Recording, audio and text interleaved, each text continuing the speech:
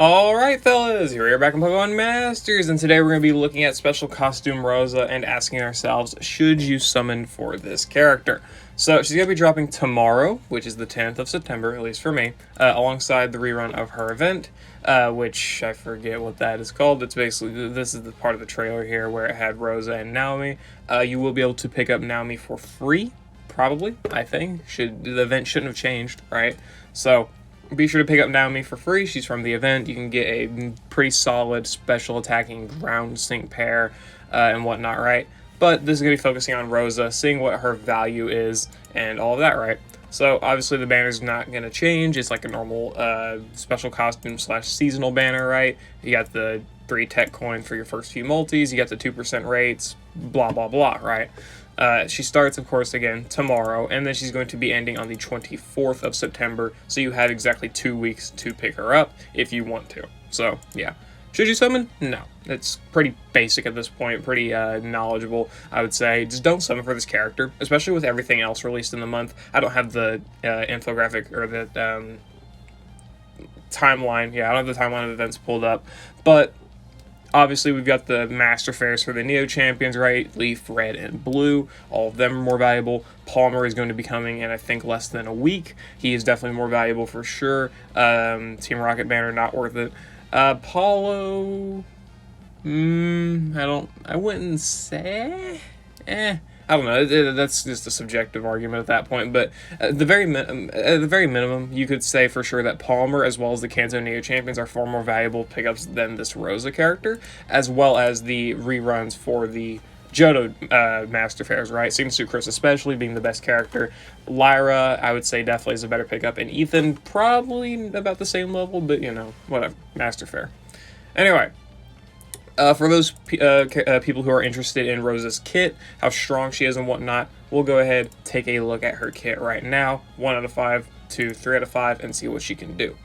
So, level 140, looking at her stats, she has 674 HP, which is pretty good, 191 in both defenses, which is also pretty good, 476 speed, which is really good, 312 special attack, which is pretty low. But that's going to happen because of some different things that she has, so this makes sense. Looking at her moves, she has Sweet Scent, which is an AoE move that lowers enemy evasion by 2, which is definitely good, not only for just debuffing stats, but it's also obviously good for like Latios and whatnot, to where you're not dealing with Latios' annoying evasion. So being able to debuff evasion, especially being AoE, pretty solid ability. She's got potions for healing, which is definitely really, really good, so you can get your allies healed up. This is obviously going to be better in a situation where you may have like a triple tech setup in the stadium where you're using, 3 techs and you don't have a support, so you want to be able to heal up your allies or yourself, depending on who is tanking or whatever, right? And of course, it's obviously really good in a legendary arena setup, so you have more longevity. She has Seed Flare, which is her main form of DPS. It's an 85% accurate move, 4 gauge, 222 base power, special attack. Really, really good for sure. Like pretty much Hyper Beam for the most part, but Grass has a 40% chance to lower target special defense by 2. Very strong for sure, being able to lower special defense by 2. This is becoming guaranteed because she has Honor Roll 1. Okay, not guaranteed. 80% chance. Whatever, right? 80% chance to debuff special defense by 2 because of the Honor Roll 1 in her passives. This is really, really good for sure. Special defense debuffs, AoE evasion debuffs. Very, very good. Looking at her trainer move here, she has Gift of Gratitude, which is a 2 gauge move, 1 use, raises her special attack by 4, raises her accuracy and crit by 2, so you don't have to worry about missing Seed Flare, which is good, and raises the crit of all allies by 1. So she's able to max her own crit, buff her accuracy by 2, buff her special attack by 4, and raise all ally crit by 1. That's good for sure, especially if you have like a character you need to top off or want to get attacking quicker. For example, maybe you want to run her with Brendan and Sceptile because they benefit off of special defense debuffs. It's a double grass setup. It makes sense. Well, having this ability here would make it so you only have to use Brendan's Dire Hit Plus once, right? So you can get that extra turn into attack, which can potentially be very important, right? So this is good. And looking at her passives, again, Honor Roll 1, making her special defense debuff chance go up a lot to 80%, which is good. Shuddering Snarl 9, which has a 100% chance to lower target special attack by 2 when the user's Pokemon uses a move targeting that opponent. So essentially, if you use Seed Flare, you're going to be debuffing that one enemy that's targeted their special attack by 2, on top of course, the special defense debuffs. If you use Sweet Scent, it's going to become an AoE special attack debuff by 2, alongside the evasion debuffs, meaning she's got some good ways to debuff stats, for sure. And her final passive is Power Loving, which the more the target stats are lower, the greater the power, it powers up her moves. Very good stuff, for sure. Very, very good stuff. This is kind of why her special attack is a little bit lower, is because she kind of makes up for it with Power Loving, as well as the base power of her moves and the debuff she can do and everything else, right? So it's like a give and take for the most part. Not considering the fact that you can obviously raise her stats with like the EX and level 150 and whatnot, right? So you got that. And then her sync move multiplier is special defense debuffs, the greater the power of this attack. I forget what multiplier that is. I think, is it Brain Teaser, maybe? I don't know, whatever. But, 100% multiplier, the more of the enemy's special defense is debuffed, that's good for sure. Probably better than Power Play as an innate multiplier. So I'll take this. It's easier to activate because you just need the special defense debuffs, which is good.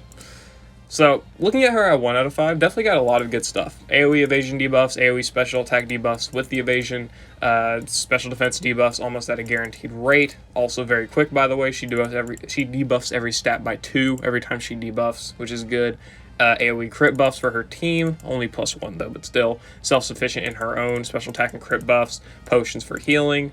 Pretty good damage, right? She's got the multiplier with Power Loving as well as the innate tech multiplier here. Not too bad, right? Not too bad for sure. The only thing that that makes it seem unimpressive is because of all of the other grass characters we have, especially ones that are free.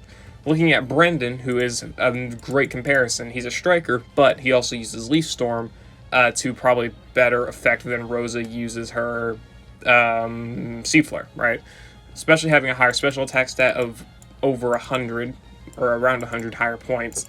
Not to mention, whenever Brendan Mega evolves, he gets the higher special attack from that multiplier. And considering he's got stuff like Ramming Speed, Charging Sun, and just easier, these nodes to get in his grid, and you don't have to candy him, being a general pool character, Brendan's probably going to end up being very, very sufficient compared to using Special Custom Rosa, especially at 1 out of 5, right? You've also got Sycamore and Bulbasaur, who are a free character. They work well against grass characters.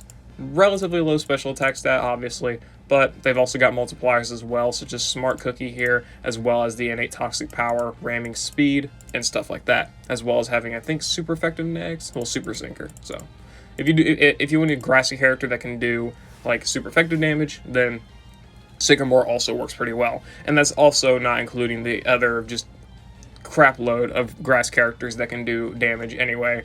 Whether it be physical or otherwise, like Adamant, who's a really good character that I would recommend most people to have picked up. Victor, who's pretty strong himself. Signature Erica, who's a really great tech, of course, as well. So yeah, you got pretty good options when it comes to grass anyway. So you don't really need Rosa for that. For her debuff side of things, evasion is quite unique, I would say. But you can probably find somebody else who is sufficient at debuffing evasion for you, whether it be through normal means or through like the additional effects of a move. I don't have a list of characters who can debuff evasion. I honest to God can't remember. I'm not sorry, but whatever. So you also do have the special defense debuffs here, which are obviously Lucian. I don't think we need to go over Lucian. Special attack debuffs, Karen's a very good one for sure. She's got the AoE double special attack drop from her grid. Definitely very, very good there as well. So you don't really need Rosa too much for the debuffs. She does do them all herself, which is very, very good for sure. But again, not really too necessary, depending on what you're fighting. Because if you're fighting Latios, there's a lot of other ways to be Latios without having a dedicated character like Rosa, right? There's a lot of other ways. And for grass damage, as we stated, there's a lot of other options. So that's my main reason for saying to skip Rosa. She's good for sure, 100%.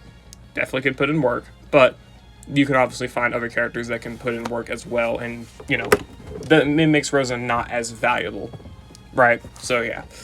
Anyway, that is her 1 out of 5. Looking at her grid, just Flameproof and Dauntless. I don't know why she has Flameproof, but sure, I guess. And Acuity, nothing crazy. 2 out of 5, she has Seed Flare Honor Roll 1, meaning she'll now have actual guaranteed debuffs from her Seed Flare. Ow! Oh, I hit my elbow off my desk. Damn. Okay, but yeah, she now should have guaranteed debuffs on her for special defense, right, on her Seed Flare. Good for sure. Probably not worth picking up, though, because 80% chance is already pretty high. You are kind of working with RNG there, but a couple resets isn't going to hurt. Potion Master Healer, Tournament NPR. Grassy Cushion, reducing damage whenever in grassy terrain. So if you're bringing her with, like, Cygnus Lyra, Holiday Whitney, Cygnus Sorolla, got these characters here that can apply grassy terrain, and it'll make Rosa a lot less squishy. Like, obviously you can do similar things with Adamant and Irida, where they've got themselves the tanking abilities. Rosa can do similar, except she can't apply grassy terrain, which is why she's a little bit worse in that sense. Mind Swell, nothing too crazy there. So overall, the 2 out of 5 grid isn't really insane. You've got the honor roll, that's mostly it. You got like special attack plus 10, this type of stuff, but nothing super insane for her multipliers or anything, I'd say. But 3 out of 5, of course, is going to change that, give her a lot of things. She's got Super Duper Effective 3, which I wouldn't pick up. It's not really worth it, really. Just your damage is going to be fine anyway. Seed Flare Mind Games 9. This can be pretty strong because you're able to debuff special defense by 3 in a single turn, meaning you can debuff special defense by 6 in just 2 turns, which is really, really good for sure. Maybe you'd rather bring a character that can debuff the stats so you can probably save your energy and not have to pick this up. But for self-sufficiency purposes and just fast special defense debuffs, this isn't too bad. Though I probably wouldn't pick it up, though I think I may actually have it picked up right now. I don't remember, actually. Either way, you also have both sync nodes here, as well as easy target. 100% damage the more the enemy's evasion is lowered. Well, 100% at max as a multiplier. So that's good for sure, obviously. Sweet Scent. Pretty basic stuff here. You'll have the multiplier from the special defense debuffs on the innate multiplier, as well as having easy target. And you've also got Devastation. The more the target's special attack is lower, the greater the power of the sync move. Very simple stuff here. She's got a 100% multiplier here, 100% multiplier here, and 100% multiplier here. Very basic tech stuff, as well as, of course, having the innate DPS multiplier with power 11. She's going to be doing a lot of damage, for sure. Can be. Outside of that, she's got Topher 9 on Sweet Scent, which can be good for gauge efficiency purposes. Not too bad of a pickup, I guess. But honestly, I think this is the current grid that I have set up, or something similar. I actually don't remember. Maybe it was on a roll. I don't know. I actually don't remember what I picked up. Oh well. I'll figure it out, I guess. But yeah. So, can I pick this up? Aha, yes I can. That's how that's probably what my grid is right now, I think, for Rosa, because there's nothing else I found valuable. But yeah, other than like this easy target, devastation, mind games and whatnot, nothing else is too crazy on this grid. You got the potion master healer and NPR and the friend mend and whatnot, but outside of that, I mean, just for damage and whatnot, this is pretty much it. You just get a lot of good nuking stuff. You get the small bit of extra debuffing with mind games as well as honor roll. You got the Topher for free moves next, and you got the potion healing stuff. Pretty much it for the most part, I would say. Mind Swell's definitely not worth anything. Super Duper Effective 3, I definitely wouldn't pick it up. You're going to do a lot of damage anyway, so it's not really too big of a problem.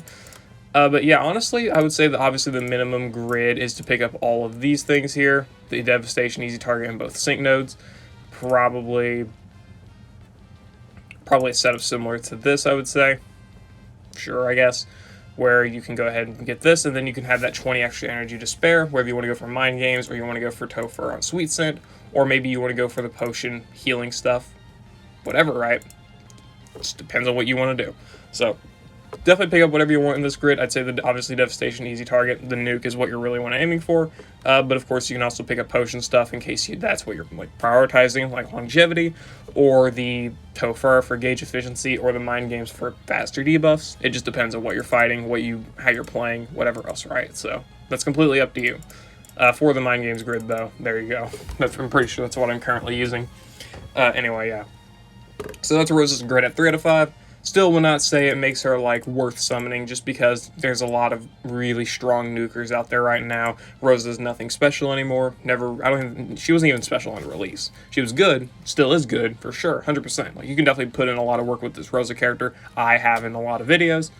Well, not a lot, but a sufficient amount.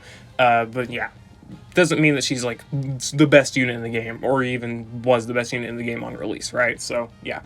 you can be a really strong unit for sure. And if you do like Rosa, of course, pick her up, right? I mean, it's a good character. You probably won't regret it as long as you like the character, you like the Pokemon, whatever. Just be sure that you know this is a character that you actually are going to enjoy making use of and whatnot, and don't just pick them up because they may be strong, right? Just be sure, you know, you're doing that and whatnot, and you'll be just fine, right? You'll be just fine. You'll have a lot of fun using this Rosa, I would say.